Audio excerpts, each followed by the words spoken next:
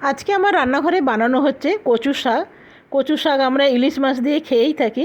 আজকে আমি বানাবো চিংড়ি মাছ দিয়ে। তবে কচু কচু শাকটা না খুব পাতলা পাতলা ছিল, কাটতে আমার বেশ সময় লেগে গেল। একটু নুন দিয়ে সেদ্ধ করতে দিলাম, আর বাইরে কত বৃষ্টি পড়ছে দেখুন। আর এদিকে কচু শাকটা আমার সেদ্ধ হয়ে গেছে, একটু ছাঁকনি করে ছেঁকে নেবো, জলটা বেরিয়ে যাবে। জলটা বেরিয়ে গেছে, এখানে নিয়ে নিয়েছি চিংড়ি মাছ। সামান্য তেল দিয়ে দিলাম, দিলাম কালো জিরে। আর এবারে চিংড়ি মাছগুলো আমি একটু ভেজে নেবো, দিলাম নুন আর দিলাম হলুদ।